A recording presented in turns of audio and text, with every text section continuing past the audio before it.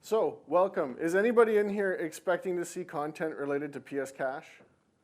It's okay, put up your hand. You're in the wrong room.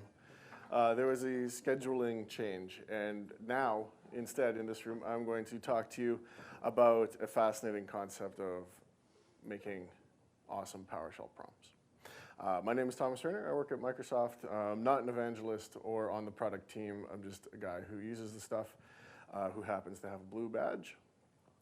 And before you ask, yes, this is seriously a talk on things that I like to do and things that you can do to make your PowerShell prompt more interesting and useful and fun, honestly. Why am I up here? The normal prompt is boring, right? It's like the PS, and then it's the working directory you're in, and lame, right? Like, come on, we can do better. But realistically, you're always looking at it when you're in the shell, right? Like every time you hit enter and you don't accidentally kill your entire process, you see the prompt. It comes up. Most of you probably don't think about it even. It's just there and whatever. It is what it is. And yeah, I know I can change it, but why would I do that? But because you spend so much time looking at it, or you spend so much time seeing it at least, why not put it to work? Why not actually use it for what it's meant for, which is providing you useful information that you see every time something actually happens on your console. And so there are a lot of ways to perform this activity of making your prompt more useful. And I'm going to show you what I do, and it will hopefully give you different ideas on what you could do. Or you could just pilfer mine. I'll make it available, and then we can just have the same, and that's fine by me too. What could you include? Like, instead of just having the present working directory, here's just a brief list of completely reasonable things that you could put in your prompt, so that you could see it every time. And on the left-hand side, there's things that are a little bit more predictable and reasonable, like the history ID of the line that you just ran. I'll show you why that's helpful. The last exit code, whether the thing actually worked or not, you don't know unless you just see the error. Information about Git, there's lots of modules like PoshGit out there that help you with things like that. And then on the right side, it starts out kind of serious, like the name of the drive that you're in, that's helpful. And then we end up with stuff that's a little bit more out there, like your Wi-Fi status. You could pull that and stick it in there if that was a valuable place for you to see it. Or ASCII art of cats or whatever you like to make ASCII art out of, because it's fun. Why not? I'm serious. Put whatever you want in there. The question is, would you need a bigger monitor? The answer is, I don't know, maybe. It depends how much ASCII art you put in there. Jeff Hicks has a cool blog post on some of the crazy stuff that he's got in his. You should go check out, too. And you know what? You can do cool stuff for its own sake, too. The last slide was pieces of information that you can add. But the default prompt is just white text on a blue background, which, again, boring. You've all seen it. It's useful, it's functional. But why don't we use some more interesting fonts and kind of have some cool characters in there with utility that you'll see. Colors are another thing that are fun to play with, which, again, sounds kind of silly, but this is a lighter-hearted session. This was supposed to go on Thursday. Sounds and animations, please don't if it's going to be the thing you use every day. But maybe it's your April Fool's, I just gave it to a coworker prompt. You know, you can get creative here because the thing's going to run every time they hit enter. So,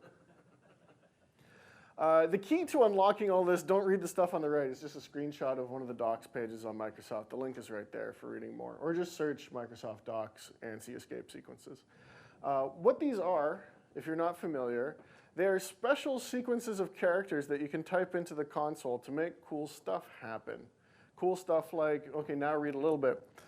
Adding an underline, changing a color, changing a position of a character and where it's being placed. Ansi escape sequences are basically using functions of the console to make a more attractive or visually interesting thing happen. And so these are the key to doing a lot of different colors. It's better than just go, you could just go right host - foreground color or something. Or you can use escape sequences which don't have a dependency on right host. So if you're running somewhere that doesn't have right host or it's going to get weird, don't have to worry. These are just creating special strings that tell your console to behave in a way that isn't just put text on the screen. There's instructions embedded within that string. WTF, weird, thrilling fonts. I'm not going to show you necessarily, but this GitHub link has a whole bunch of what are called Powerline fonts. Powerline has come to mean a whole bunch of different things related to making your prompt look cool. This was, excuse me, was initially kind of more of like a Linux thing. People were doing more in like their bash shell. Powerline fonts are a superset of just like regular fonts that have like letters like A and B, but these also have things like Git symbols and arrows that are more useful in a prompt function than the ones that you would get without a font like this. And there's a bunch of different kinds. And so on this repo, there's a whole schwack of them, and there's a script for installing them.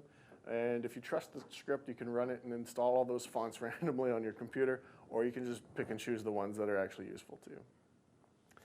So where am I going with this? And I apologize if it's a little tough to see, but this is my daily driver, and we're going to break it down. This is the prompt that I use like on my regular computer. It's on this computer. It's on my work computer. It doesn't follow me around to servers because honestly, it's not that important for me to have there, because mostly when I'm trying to figure stuff out, I'm on my computer. But kind of moving from left to right, in the top left, I've got a history ID. It's telling, and I know this picture is small. I'll show you a bigger version. I've got the ID of the line that is about to be run, and I'll show you why that's helpful. I've got the nested prompt level. I'll show you that again. I've got the drive that I'm in, which is super helpful if you're using something like ships, or you're using anything that has a hierarchy or a mounted drive on your system. The name of the actual folder I'm in, not the full path, but just the folder. And then I've got some Git stuff and a bunch of special coloring and options that go there depending on what's going on in Git, in the Git folder that I'm in. And then on the right side, on the same line, I've got the current date and time, and I've got the elapsed execution time of the last command. How long did the last thing I run take to run? And then you can kind of see in the bottom corner here, it turns red if there was an error, and it stays green if there wasn't. So there's a lot going on, right? And we're going to unpack it, and the doors are closed, so you're stuck. So don't even bother looking at your phone either, because I'm going to see you. That's my slides. Let's get to it, right? Let me find a better place for this. There we go. So this is my prompt. Again, just to show you the bigger version from left to right here. And this is my prompt function. Well, more specifically, this is my profile. It's not the biggest profile I've ever seen. Oh, and I've got this at the bottom. It's 76 lines of prompt, and then it's one line of, I mistype code insiders all the time, but I want to have it open on the command line, so I just name a code. So let's ignore that. This is my prompt function. It's small, right? Like, it's pretty easy to digest. You guys got it all. Why are we even doing this talk? Easy, right? Let's just start at the beginning, shall we? We're going to start talking about some of the Ansi escape sequences first. And I know there's a bunch of global variables. There's 7 lines of global variables to start this thing. They don't all need to be global. This is just kind of organized for me to show you in such a way that it's a little bit easier to demo. And I can go into the shell and actually use these things rather than have them only available in my prompt. You probably don't want these all global, right? I start by declaring a foreground prompt color. That is the text color, black. Very sleek and fast and black and awesome. The reason I actually declare that globally is because most of the time I want it to be black, but every now and then you'll do a presentation where you're using like light theme or something, and or using something that has a white background or a black background or whatever. It just doesn't work right. Like, it's nice to have it variable. Not blowing any minds, I'm sure. And then I've got a left arrow and a right arrow. That's cool. Did you guys know you could do this with the character accelerator and give it a hex code? That's neat, right? If I come in here and I go right arrow, it gives me a right arrow. If I go left arrow, it gives me a left arrow. Cool. That's not something that you get with a regular font, but that's something that you get with a Powerline font. Those highly numbered ASCII characters, because that's not typically different than what I did. Like if you go car, and then I think like 70 is a printable character. Well, I got capital F. Whereas if you do character and then this big hex thing, the 0x tells you that what's coming next is hexadecimal, right? Everybody knows that. I'm just printing a character out to the screen. So it's fast, right? Like I'm not rendering anything weird. I'm just getting a character out of the installed font. So to do that, you need a Powerline font installed. And I'm using not just the regular shell, but you can use the regular just PowerShell.exe or PWSH.exe. I'm using ConEmu, console emulator, and I've changed my settings. Probably hard to see. Search for fonts. And I've changed it. Get out there, console is. It's pulling it from somewhere. It's one of the Powerline fonts. You set this up once and you never think about it again. So I've got some arrows set up, because guess what? When you start looking at the prompt itself, this interleaving effect that I've kind of set up here is done with those arrows. And is it relevant to my job? No. Is it something that makes me work better or faster? No. Does it look cool as hell? Yeah, come on. You want arrows? So arrows. And this is a pain in the ass to look at when you're looking at it in code, so I assign a variable to it. Even though the variable is longer than the hex code, I think the variable is nicer to look at than the hex code. And it just helps me remember what the heck's going on. I have the escape character saved there. Character 27, if I just do it, car 27, it's like you just hit escape and then enter, right? Remember, they're called Ansi escape sequences. They begin with the escape character. Cool, right? So I've got the escape characters, so I don't have to look at that too much.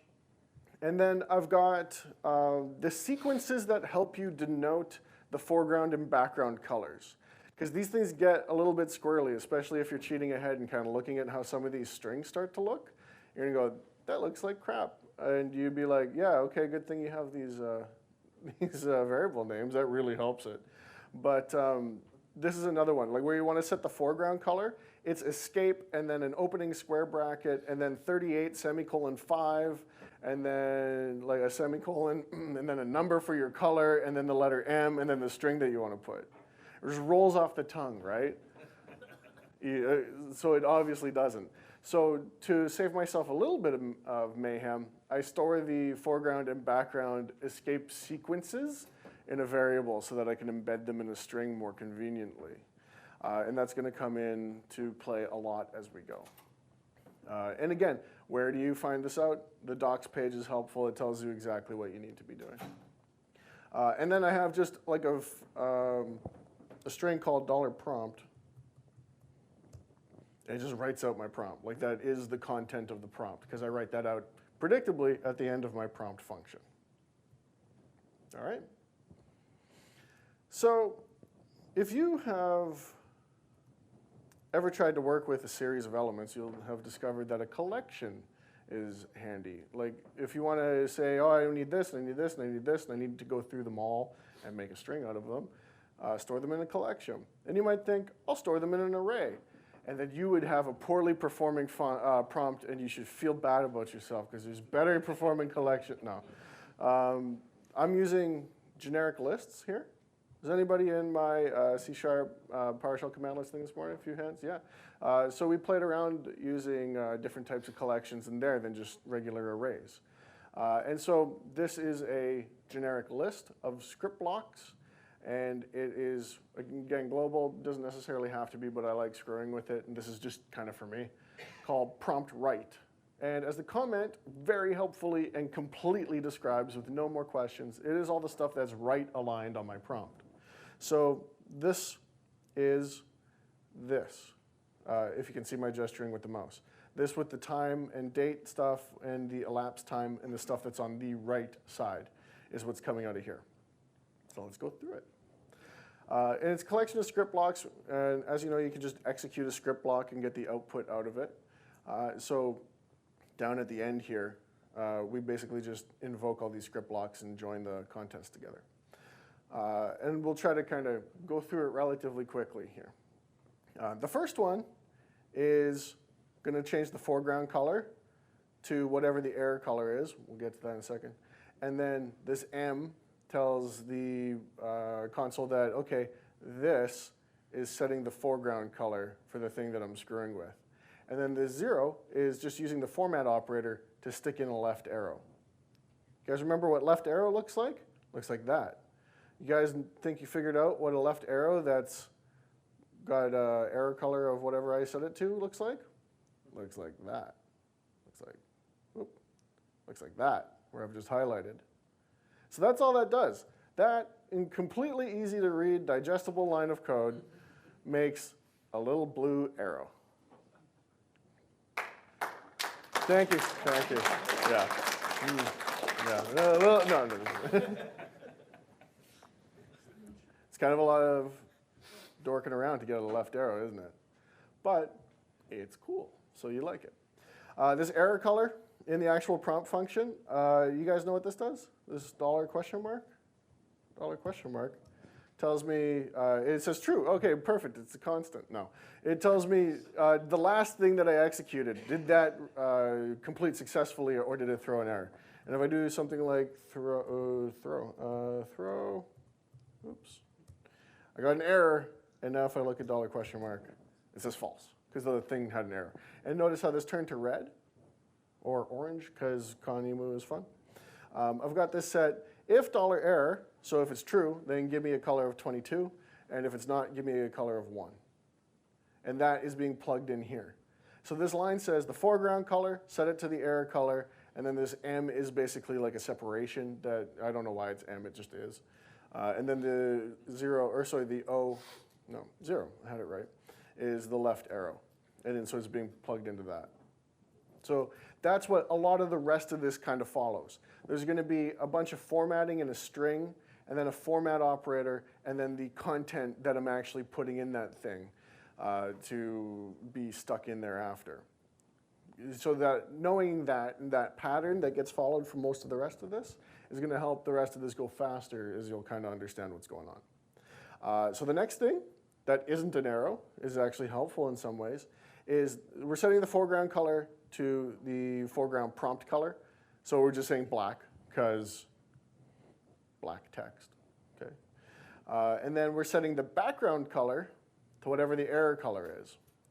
So you'll notice with a lot of these like arrows and interleaving and stuff, the foreground of the arrow is going to be the background of the thing that it kind of comes with. And that's more easily highlighted if you look at like this one. The one that I highlighted, can you guys see that kind of okay? This black area is the foreground. The yellow area is the background. Make sense? Right? Because I'm printing the arrow character. Now on like the one that goes beside it, the 1 is in the foreground, and then the background, I just want to be the same color as the arrow. So it's kind of a weird thing to get your head around, and I know I'm beating it to death a little bit, but that's how this like overlaid effect kind of works, right? And so like in this C here, come here, that arrow is the foreground color of this purple where the drive letter is, and the background color is for what's next, because it's supposed to kind of go in between, okay? Again, if you don't get it, play with it a little bit, and it'll become obvious what screwing with the different colors means.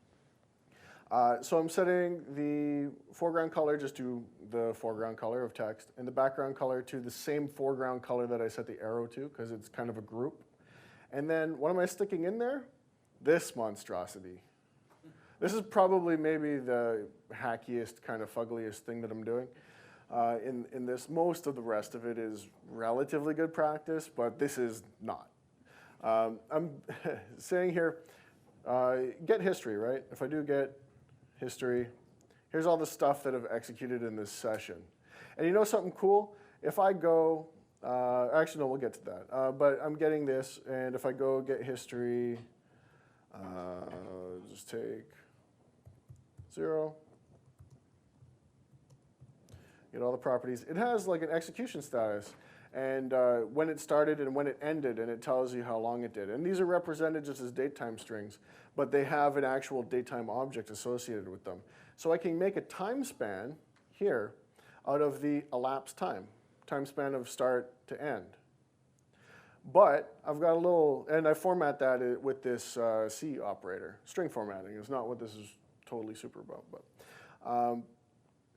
And I'm taking the last thing that I ran, and I'm getting that time span. And that's what goes in here. And most of them are just milliseconds. Some of them are longer. And that saves me from having to go back and check. If I wanted to see which one of these performs better, well, run them both and see which one performs better, right? And the hacky part that I don't love, I'll be right with you, is that if I haven't run any commands yet, just when you go and create a new window, it needs to put something there. But there was nothing to put there. So what happens? In my case, I just write out zeros because I'm lazy and I want it to look the same. And honestly, it's kind of just your prompt function, so it doesn't really have unit tests and peer review, so guess what? Zeros across the board. But why don't you just omit it? Just don't have it there. Well, when you see how I do the right and left alignment, you'll quickly see why it's important to have something there all the time. So that's what's going on with that block. Kind of starting to roll along here. That's kind of what we got going on. There was a question. Oh, yeah. So you're adding and subtracting the start and end times. Isn't that equivalent to the duration property that was already on the history, or is that different? Which one? Let's look at it again. This duration, yeah, kind of.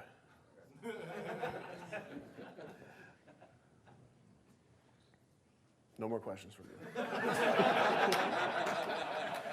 Or anybody else who thinks they're, no. Anybody who thinks they're smarter than me, no, I'm just kidding. Yeah, see, if it was peer reviewed, I wouldn't have that problem. So the next line, the next two things here, so we take care of that. We're still on the right side of the prompt. We've got this gray, white section here that just displays the current time in a nice little format that always has this leading zero. I should change that to 24-hour time looking at it now, but whatever. It starts with an arrow as well. The foreground color, we're setting it to 7 for good reasons. The background color, we're setting to the arrow color. Because if you look at this, just click one there. The background color should match this block. The foreground color should match the background of this block. And that gives me that little interleaved effect again, right? Okay, I'm not going to keep reading it apart. Foreground color, background color. And so I'm sticking in another left arrow. Okay, big deal. And then I'm doing a get date, and I'm formatting it in the way that I wanted it formatted. Okay, I'm not even going to run that because I think you know what it looks like. And that's the right prompt. That's all of this. Cool, right? What about the left prompt? Left prompt is where it gets fun. Well, the get stuff is where it gets fun. The left prompt, you don't go arrow, then thing, then arrow, then thing. So you go thing, and then arrow, and then thing, then an arrow. So that order is switched. And the first thing I'm doing is I'm setting the foreground to the for prompt color. You go, why do you need a variable for that? It's just, it's always yellow. Well, it's not always yellow. If I open PowerShell, it's blue. If I run PowerShell core, I have it yellow. And that's just a visual indicator for me to say, oh, yeah, if I'm in core, I want to know. If I'm in 5.1, I want to know that too. Or just PowerShell.exe. And the way I'm doing that is this platform color, and I'm just checking for if is Windows, then give me 11. And if it's not, because 5.1 doesn't have the is Windows variable, give me 117. And again, these colors are all in a table on the Ansible or the Ansi escape sequences page, right? So you don't just put in blue and yellow. You put in, well, yellow and blue. You just put in the numbers that correlate to that escape sequence. Okay? So setting the prompt color and the background color to that platform color. And then I'm doing this invocation and then the history ID, and I'm padding it to be 4 digits. And you go, why would you want that? That seems silly. Like, okay, this is line 23, this is line 24, this was line 1 of this session, this is line 22. And who cares, right? Well, I care, because remember when we went get history, and I had all these numbers here? You can go invoke history, and then just give it this number. What's a good one? Let's go right arrow. I want to replay this line and go 12, and then it tells you what the code was that it executed, and then it executes it. And there's a nice little, if I go R and then 12, it does the same thing. R is just an alias for invoke history, right? And I like being able to do that sometimes. You know, just because, oh, it was way up here. Oh, I could hit the up arrow like an idiot. Come on now. Wouldn't you rather replay the line? That'd be kind of fun. And plus, I don't know, I figured out how to do it and I kept it. So I have that. This invocation history ID is just the line number, right? And I stick that in to this whole big, nicely formatted thing. I'm actually doing double string formatting here. First, I'm taking the history ID and I'm formatting it as a 4-digit number. That's why I have these leading zeros, because I formatted it as a 4-digit number. And then I stuck that into this with the color formatting and everything like that. And then a right arrow. Background color is 22, because that's what's coming next for the background color of the other one. And then the foreground color is the platform color, which is the background color. Everyone's confused. Great. And then I stick a right arrow in there. That's this. I can't see it because the yellow highlight's funny. But that's this arrow between the 25 and the 1. Cool. Next, nested prompt level is one that I find is actually pretty handy. When you guys are traversing the file system, do you do change directory, C, temp, or do you do push directory, C, temp? Push location. Oh yeah, push location. I said no more questions. Push location. And you go, well, they both got you there, except one's longer to type. Even if you use, and you know why I did that is because usually I use the push D alias for push location. If you do a get location, tells you where you are. Okay, big whoop. If I do a get location stack, it gives me all the history of the locations that I pushed. Not the locations that I changed directoried into, but the ones that I pushed using push location. And why would you want to do that? Because push location has a pop location, or pop D, and it puts you back to the one you were just in. And I was just in the same one I pushed. And I keep going back in that stack. And now if I do a get, I don't have one. I'll go push D, system, sure. I'll go push D, temp. And you see this is just a folder name. We'll get there, don't worry. And now I'm in a couple different ones. I'll just do a get location stack. Say I wanted to go back here, but these are nowhere near each other, and I don't want to type that, and I don't want to have to just like cd .. /.. I can just go pop D, and now I'm back in the system volume information one. I'll push D into this one, because that's where I was at, and I could pop and push throughout the file system. And that's nice. I like using that in scripts as well, especially where a script will go and change my location. Like you might run something that goes and sets your location to some random place on the C drive. And you're going, well, that sucks. I wish I could pop my location back to where I was. Well, now you can. And this nested prompt level thing is showing me how long that stack is. If you can see that, it's just a little couple of arrows thing because I'm fancy. And then a 2 because there were 2 items in the stack. And then I popped and it went down to 1. And then I pushed and it went back up to 2. That's all that is. And I like that because it's visually pleasing for me. It doesn't take up a lot of execution time. And it's a reminder that I can just get back to wherever I was. And more importantly, it tells me when I shouldn't waste my time trying to pop back to other stuff. And so what that is, more color fun. And then I get a variable for how big the stack is, right? And then this character 187 is those 2 little arrows, right? Car 187, arrows, little arrows. And it sticks all that in there, and then I do a right arrow. Cool. The next one is the present drive name. So you know, if you go $PWD, you can get the place you were in. If you go .drive, you get a whole bunch of information about the drive, and you can just isolate the name, which is handy because if you go get PS drive, there's not just drives. You guys probably know this. There's not just drives for like your C drive. I've also got like a certificate drive and an environment drive, and I can go cd cert, and now I'm in the cert drive. And if I do a directory listing, oh, it's like the certificate stores on my computer. I can go like ls current user and see the different certificate stores that are in there, right? And so I like having that just to kind of, again, visual reminder. And you notice when I did that, the folder that I was in got a little wonky, but it still put the arrow there, so that's cool.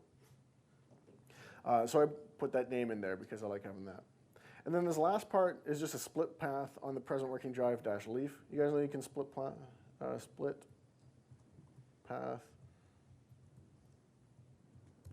ctemp, and it'll just give you that.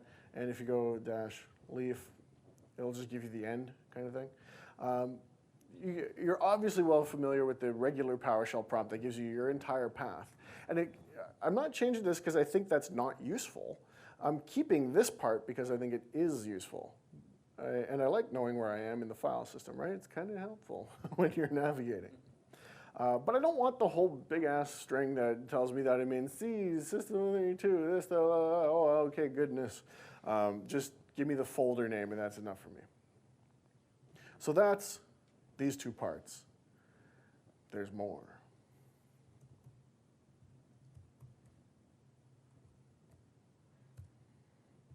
Now I'm in a Git repository. This is my presentation files Git repository. And you know how I know it's a Git repository?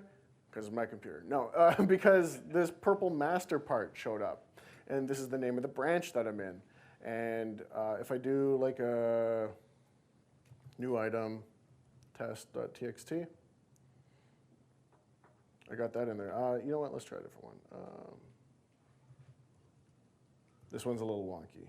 I want dev workstation. There we go. So that's that. All right. So the Git part, I have to recalculate every time that I actually run the prompt and invoke this stuff. And I don't necessarily want to do all of these things every time. So I've organized this. It doesn't necessarily have to be inside this prompt because you just invoke the script blocks anyway. But it made more sense to me while I was laying it out. So the first thing that I wanted to do on line 36 was, am I in a Git repo or not? Because if I'm not in a Git repo, there ain't no point in trying to calculate all the information about a Git repo that I want to look at. So I do this, git config-l. And that shows you like all your git config information. And I cut it off so there's more. If you're not in a Git branch, or sorry, if you're not in a Git repo, you don't have any information on this branch. So let me just keep it there, end. At the end here, I got these branch.masters, and I got information about that. Not important, this isn't a session on Git. But if I'm not in a Git repo, I don't get that branch information. So does it match branch? If it does, then I'm in a Git repo. If not, well then, don't bother executing it. So then I go if the string git test, which is the output of this, is null or empty, then I'm good. And I just realized that this match is Boolean, and I'm using a string operator to do it. Whatever. I want to go get the branch that I'm in. I want this git symbolic ref short. Again, not a Git session, but that word just says master.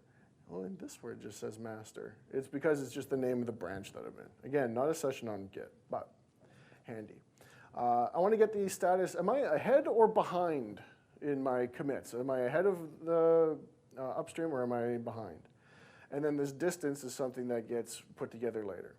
And so this whole big section within this purple line here is all just assembling that information that gets put in Git. Because if I go, hopefully this one will do it.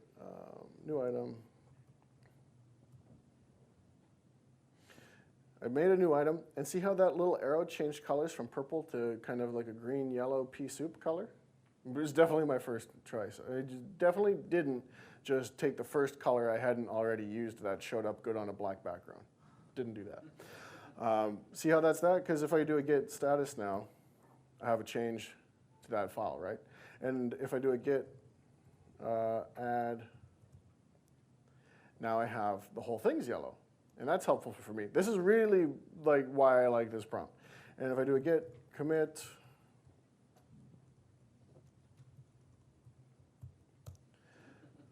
now it goes back to purple, but I'm ahead by 1. If I do a git status, I don't have anything to commit, but I am ahead by 1 commit. So this is telling me that I'm clean, I'm all committed, but I'm ahead by 1. And that's what I'm getting here. If I was behind, it would tell me I was behind. If I did another commit, it would tell me I had another commit, that I was ahead by more, et cetera. And so I like that. So how do I get that? I've got this, where I do the git diff dash dash staged, and that is doing me some favors in this area. And then I do the git status dash s, which is changing the arrow foreground color, or the branch background color. The git status dash s is telling me whether or not I need to color that arrow, whereas the git diff staged is telling me if I have things that are staged but not committed, right? And so it changes the background color of the whole element there. And so if it's got a difference, I change it to this 3 color, and if not, I change it to that 5 color. So green, purple. And then this is for the ahead behind. So if you do this git status dash sb, you get this stupid ass string that is just # master .. origin / master square bracket ahead 1. What the heck? Kind of useful? No. This is sort of when you could tell that Git was developed by Linus Torvalds, and he's used to working with string data in Linux. Wouldn't it be cool if that was like an object you could parse really easily, and you could just like take the ahead behind property out of that, or like even just pump it into like convert from string and just get magic object conversion? That'd be cool. What are these pounds for? Do they have a reason? Does anybody know? No. I'm sure there's a great reason. Why are there 3 dots in here? I don't know. Anyway, enough complaining about that. So I have this regular expression that is basically saying, let's work backwards this way. The end of the line, and then before that, if there's square brackets with word characters in them. Right? So this is basically saying my ahead 1 inside of square brackets at the end of the line. Again, not a session on regex, not a session on Git, just kind of something you can do. So I have this doing more regular expressions for figuring out if I'm ahead, more for if I'm behind, and kind of appending those values together to stick them in later. And this distance is just kind of the beginning of the string here. I'm starting with the right arrow. And then if I'm ahead, I need to stick that ahead piece in there. This was the ahead by 1. Is what this is all coming out to be, right? Because I'm stripping that out of this data. I'm stripping this A1 out of here, right? And I know I'm running a little bit low on time, but you'll see here. And then I'm doing the same with behind. Am I ahead? Am I behind? And this is just, again, I'm adding to this distance thing. This is that distance block. This white block is being represented by that distance variable. Background color I set to white. Foreground color is set to the foreground prompt color. And then the escape sequences are a little bit unique for killing this at the very end here. This escape square bracket 0M says reset, stop coloring stuff. Because otherwise, like, this would just remain white all the way across because that's the background color. So it says after you print that arrow, stop doing stuff. Okay? I have that down here is where the important one is.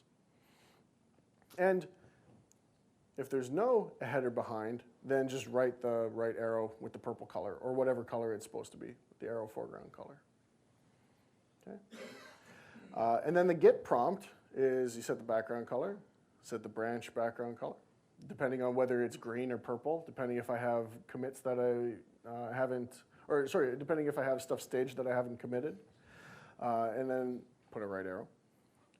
and then put the branch name, saw the branch name, how I got that, and then put in the distance, which is that light block, if it exists, right? It might be nothing. I might be putting nothing in there. And so that is how all of the different elements are derived. So quickly, while there's time, I take this left side, and I just invoke all the script blocks, and then I join them into one big string, right? Because otherwise, I'd have the output all on separate lines. I don't want that. And if there is no get stuff, then I don't have to worry about calculating it, so there's just a little bit of differences here to not worry about this get prompt variable that I've been appending to in here, right? This is that list, yes? And then the right side, same thing, invoke all the script blocks and join their output. Because when you invoke one of these things, like, let's do this one. This is just a script block, right? If I hit enter, it just writes the thing out. But if I go dot invoke, it screws up my colors because all it does is write an arrow and do some weird stuff. But it gives me that purple one with the green background, and then it royally jacks up my prompt for the rest of it because Ansi escape sequences are fun. So I'm invoking all those things and then joining them with no separation characters, obviously, right? I've got enough separation characters. I've got separation character anxiety. So I invoke those. And then the only thing left to do is calculate the distance between these two items here. Because I want to write this stuff out, and then I want there to be something, and then I want there to be the left side, or the right side stuff. And I wanted it to be on the same line, because I'm fancy. The only thing on my actual prompt line is this arrow, right? Well, where does that come from? I'll show you. And so this 20, so the host.ui, let me just grab this and show you. This is the width of your console. And watch, if I make it smaller, number goes down. If I make it bigger, number go up. Guess what else it does? Ruins my entire life. Clear your back. It's not that big a deal. But that is telling you the width of your console. The width in what? What unit of measurement is that? Is that pixels? No, I hope not. It's columns, right? Like consoles work on monospace fonts, where each of these things where each one of these characters takes up one column, right? So this is 112 columns wide, and I know for a fact that my right-hand side output is 28 characters. You know how I know that? Because it never changes length. Because it's always this date time function. It's always this elapsed time function. And when I don't have elapsed time, I'm filling in zeros because it's important to me that this remains a static width. It doesn't have to, but you know, who knows why I can't just go right-hand prompt.length? Arrow's not so important, but it's because all of this stuff, where it gets rendered out into the actual numbers and letters, counts to the length of your string. Oh, that's kind of sucky. But it makes sense, right? Because you're writing that string out, and so the length of the string includes the instructions that you're sending to the console. So could I have done a regular expression to strip that stuff out? Absolutely. Do I hate myself that much? No. So that's why I decided to make the peer reviewless decision to say this thing is always going to be static zeros if I don't have anything to put in there. Because this 28 is a magic number. You guys are familiar with that term? Like, why is it 28? Because it is. So I'm calculating the offset here. The offset is just the distance between the left side and the right side. Or more explicitly, between the edge and where I want the right side to end. And then this prompt is I'm joining the left side, I'm putting the offset in there, and I'm putting the right side in there, and then I'm putting a new line, and that is where that little angle brace comes from. That angle brace is this angle brace. I put a new line, and then I put an angle brace. And then I write out my prompt. And I get, prompt. Real quick, I know we're out of time, But if you don't like the idea of screwing around with Ansible or Ansi escape sequences, Joel Bennett, whose talk you chose not to attend right now, I'm sure he appreciates that, has written a module called Powerline, which abstracts a lot of that stuff away from you. He has another module called Pansies, which is PowerShell Ansi escape sequences. It spells pansies. And you can go check that out and install those modules and read through his docs. And there's other ways of doing this. But my way includes no dependencies, not posh git. The only dependency is git. You have to have git installed. It doesn't include any module dependencies or stuff like that. So now that I've shown you my goods, thank you very much for attending. I hope you've learned something creative that you can go and screw with, if not for any other good reason than to kind of prank your coworkers. You can find me on Twitter. Join the Slack or Discord. Otherwise, thank you very much. Enjoy the rest of your summit and have a good night.